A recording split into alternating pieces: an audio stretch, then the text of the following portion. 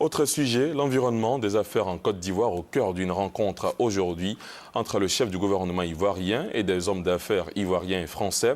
Un cadre d'échange créé par la Chambre de commerce et d'industrie française en Côte d'Ivoire.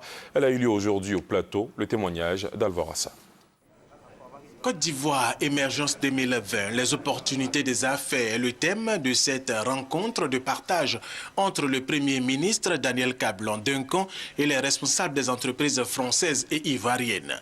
Le chef du gouvernement ivoirien les a instruits sur l'environnement des affaires en Côte d'Ivoire qui, selon lui, a véritablement pris du volume après la crise post-électorale, avec par exemple la construction des routes, des ponts, des écoles, des hôpitaux, des infrastructures administratives, le développement du réseau électrique, la lutte contre la vie chère et la création d'emplois.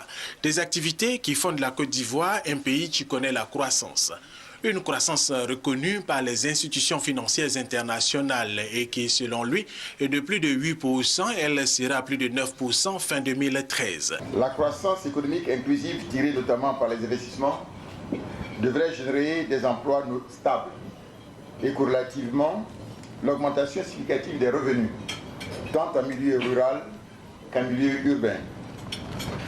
L'investissement dans les ressources humaines devrait en outre permettre de disposer de femmes et d'hommes dotés d'une capacité forte comme concepteurs, acteurs, mais aussi bien sûr bénéficiaires du développement.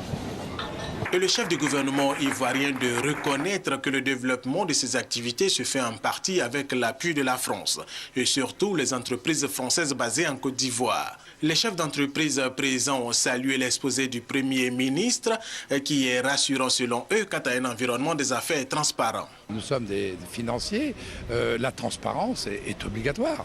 Je pense que si nous voulons réussir, il faut montrer l'exemple. Et encore une fois, le phare de la Côte d'Ivoire doit pouvoir éclairer justement sur tout ce qui peut se passer dans un moment d'extension. Donc pour moi, je pense que rien ne peut se passer s'il n'y a pas de transparence.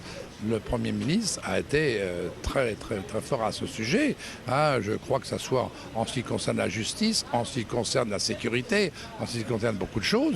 Il y a des hommes au pouvoir, il faut leur faire confiance. La Chambre de commerce et d'industrie française en Côte d'Ivoire qui a organisé cette rencontre a promis en organiser d'autres avec d'autres personnalités ivoiriennes pour permettre aux chefs d'entreprise françaises et ivoiriennes d'être au parfum de l'évolution de l'environnement des affaires en Côte d'Ivoire.